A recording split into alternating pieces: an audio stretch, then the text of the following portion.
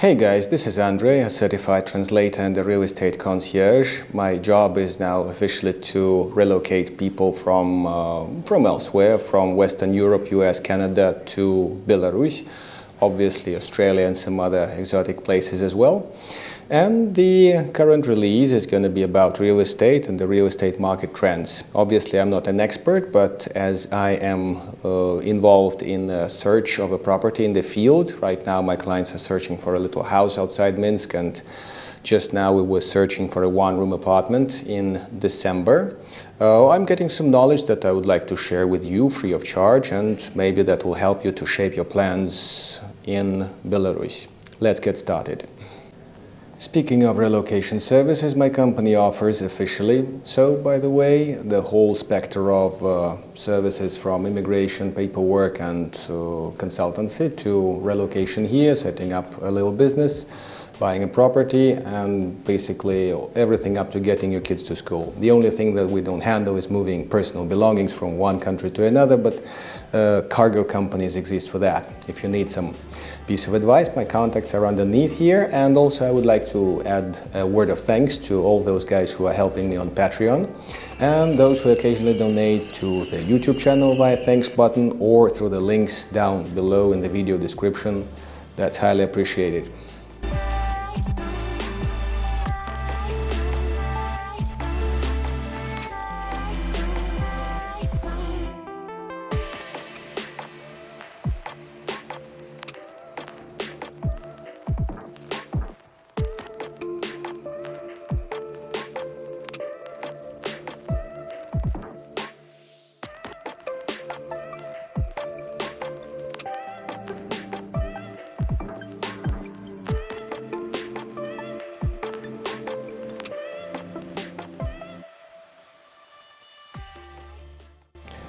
Generally, the number of deals, property deals, dropped by the end of the year in Belarus. Most of them were in Minsk, of course, because it's the biggest market. And December saw a bit of a peak in deals for obvious reasons.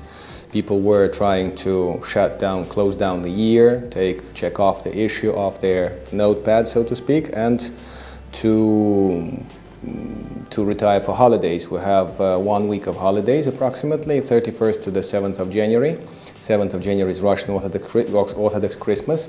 So a lot of people are not shopping through this period. It's a bit of a dead season until mid-February and on.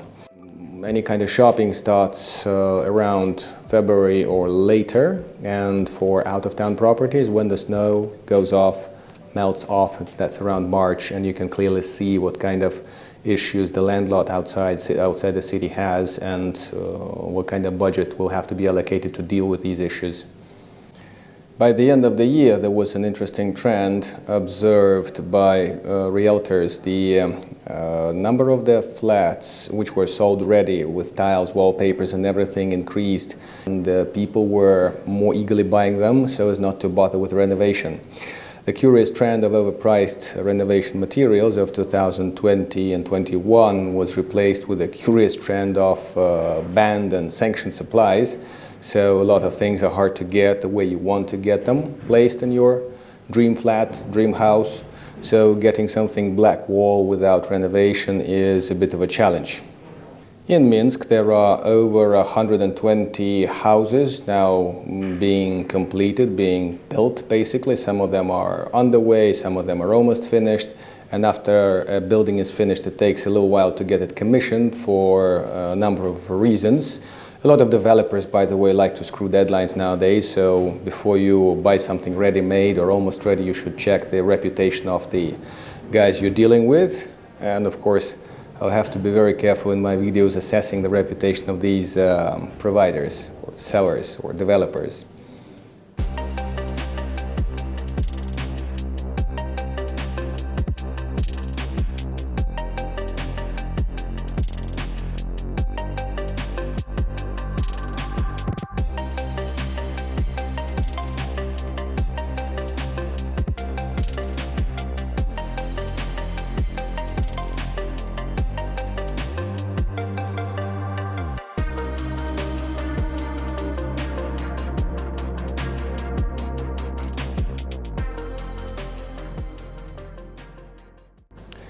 Since we're mostly hunting for one-room apartments, and again, this was covered in my previous videos, we don't have the one-bedroom, two-bedroom thing, and so on and so forth. The Western way, we just have one-room, two-room apartments, and in the two-room apartments, both rooms may be bedrooms, one of them may be guest room, whichever way you like. So this way, it's kind of more obvious, at least for the locals, of course, to see how big the room is. There are different categories of apartments. Maybe I'll shoot a video on that sometime later, but generally the top wanted option is a one-room flat. It's something I'm very much recommending my clients to go for if they are just setting themselves up in Belarus, to see if they wish to proceed or not, and to see if they would like to easily sell it a year later or something or not. So far, my people are just buying. Minsk obviously offers different pricing, and we will not be running a lecture here about per square meter rates. You'll find that on any major website. I'll put a few links underneath. And we just have to mention that a decent one-room apartment in Minsk will now start from around $50,000. We saw maybe a dozen options with my recent client. We got a one-room flat purchased in the city center. By the way, it's now available for long-term rent if you need something budget. Cozy, central, and again, not super luxurious. I hope this year I'll be shooting a little review of the city of Minsk properties, district by district and projects by projects. But my general observation is that the same areas where we were shopping first a couple of years ago, a couple of times, including Uruchia, which is my top starting point because I know the area, I live there, and it has several merits. The prices have gone up a little bit, $2,000 to $5,000 at least, and something that was like fully renovated 33-meter one-room flat a few years ago would go for $50,000, give or take. Today we saw a couple of 55,000 options, and a couple of them were just not really ready. One of them we lost, weren't very fast enough. If you are not ready to go for 50,000 bucks, give or take, you should look into provincial cities, but we're not talking about some godforsaken places with $5,000 apartments some of my foreigners find somehow. It's about regional centers. Vitebsk, Grodno, Brest, specifically Grodno and Brest have something to offer. One of my clients shopped in Vitebsk. I have a video about that, and that gets you about half price, 25,000 minimum. Maybe 30,000, give or take. You can consider seriously looking one-room option that can be later rented out. And basically rent will be lower than in Minsk, but not necessarily too lower. Another interesting experience from December, we were searching for a long-term apartment on the luxury side, as I see it, in the range of 900 bucks a month. The guy was looking for something two-room that would have some style and location and everything. And another little shock I had from the long-term rent is the way the agent kind of cocks up his responsibilities. The agent was there with the landlord and the client. I was away, and the contract was signed for the rent, and the guy wasn't even explained where the meters were and what he was supposed to pay for the utility bills, although the agent was speaking some English, and I didn't think this would be a problem. But it was, and we'll see if we have to additionally meet the owner in January to see how much the guy really owes, because half of the month he was in Germany, and to see how easy it will be to basically make this arrangement about payments. So it's kind of obvious, and at the same time it's kind of super difficult to agree on the meter readings, starting from here, paid next month, blah, blah, blah, but for them it seemed to be impossible. So I guess my assistance will be required, and we'll sort it out later this month.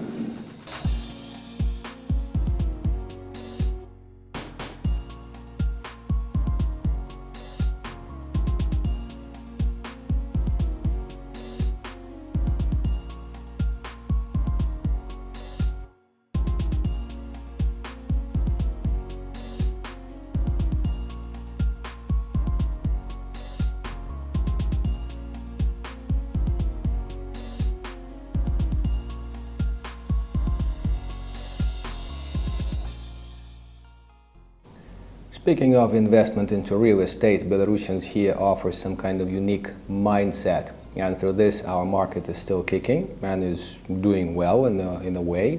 Of course, we'll see how much the geopolitical trends will affect our market, but in light of the prices going up last year slightly, it's still ongoing. It's still kicking. In the first line, Belarusians prefer to invest into real estate because they believe that concrete is concrete. Literally, the real estate investment is going to last forever. It's not going to go through the ground or something, although sometimes it really literally does, but not in case with most of Belarusians. So a little flat that can be later rented out, a little flat that will be passed to the children, a little flat that can be later resold to someone else, maybe gaining some profit, unlikely so, but who knows, is one of the top Belarusians' investment ideas. One of the explanations to that is because they really don't have access to tools or the knowledge of tools of investing into Tesla shares or into Bitcoin or into some other crap that is not quite stable or easy to understand to most Belarusians. Another reason for high demand on real estate properties in Minsk and for solid prices in Minsk is the province having a drive to relocate to Minsk, which offers better education opportunities, better employment, better infrastructure in many terms, healthcare and so on and so forth. So we just see it every year that people are moving from the province into Belarus, and here major construction sites like Minsk World are absorbing their capitals. And this is how the city of 2 million may end up 2.5 million quite soon, if that continues. Occasionally, when a lot of people are shopping for something, it goes up in price, and since we have a bit of a crisis after crisis, our 2020 August political events, followed by 2022 military events next door, triggered some people to put money into the best investment tools they know, and that's real estate. So it's still there and it's still selling. And their unexpected side of demand for real estate properties is the Baltics and other European countries, where some Russian speakers were made uncomfortable after the geopolitical developments next to us, I mean the war in Ukraine. These guys opted to relocate down here to Belarus, or at least to prepare the base for that, maybe looking into retirement or remote working or something like this. And this triggered extra demand on real estate, keeping the prices as they were. Although a lot of people obviously left the country and a lot of properties were selling, offering a benefit of discount in case of urgent sale. Right now we're considering a couple of houses outside Minsk, which are sold by the people who left Belarus. They can come back for the deal, or someone is here on the power of attorney to sell them, but I wouldn't say there are too many properties selling like that. Not in every case there is a discount like 15 or 20%, and some people are pretty much holding on to their beloved homes, and some of them say that we perfectly know how much they cost, and some of them are unfinished. Let's say second floor is black wall and you have to put in some more money on top of those 220,000 bucks that you are paying to these guys. And I have a video from last year's May search for a house outside Minsk. It was an interesting challenge.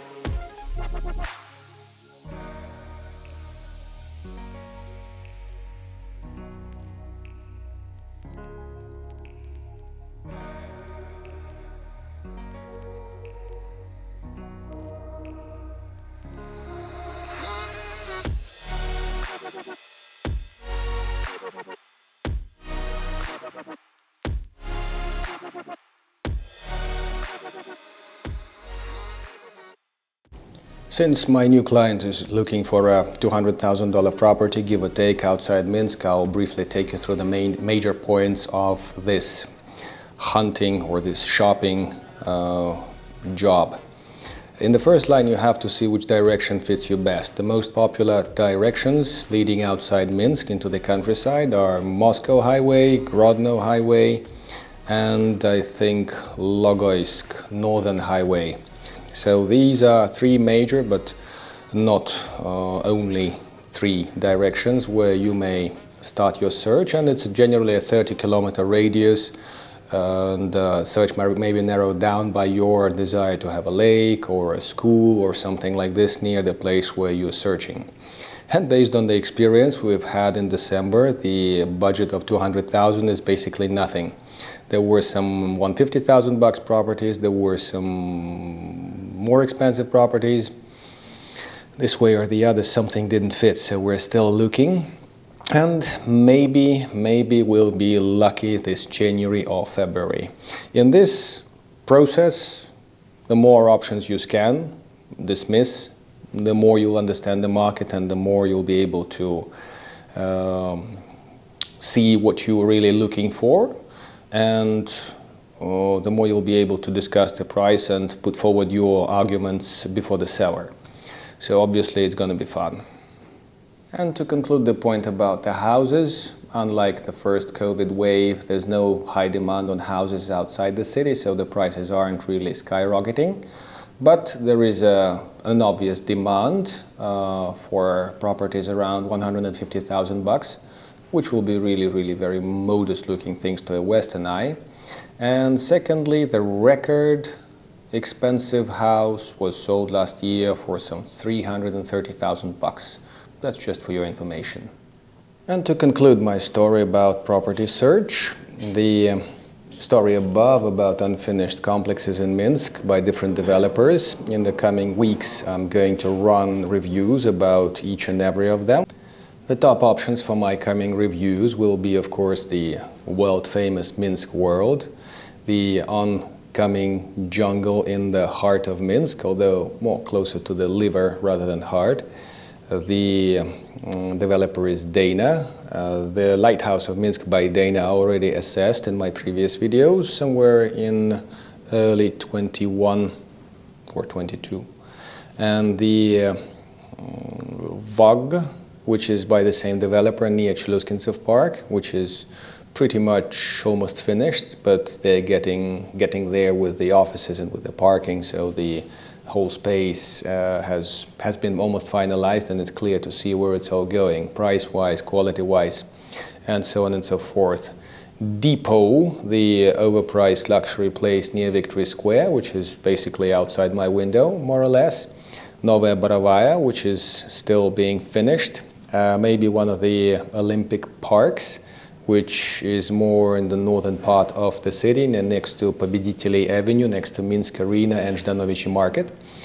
And if you're interested, guys, let's put it this way. I'll be making these reviews at my own pace, but if you are particularly interested in, let's say, Minsk World, let's put Minsk World #1 on the list and say if we get together some $250 of donations, and that's about the price of making a decent clip and getting some interviews, reviews, some drone flights, sites, insights, and all the crap, we'll be able to shoot it within the next 2 weeks, and I'll see in the first line how much you're interested in that.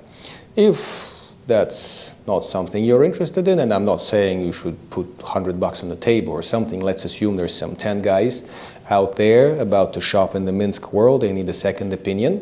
Of course, they can scan the internet and get their local friends, get them some reviews. But since you may want a quality opinion of mine on my own channel, that I will be responsible for in many ways, by the way, I would like to see how much you're interested in that. So $10, $20, $25 will be just enough. And that would be about it. Thank you very much for watching the video. Thank you for staying with the channel. The life is definitely going to be interesting this year. It depends on your definition of interesting too. And if you're around Minsk for And if you happen to be in central Minsk for the weekend, this may be one of our expat meetings. We have relocated to a Georgian restaurant. I'll put the details of the meeting underneath.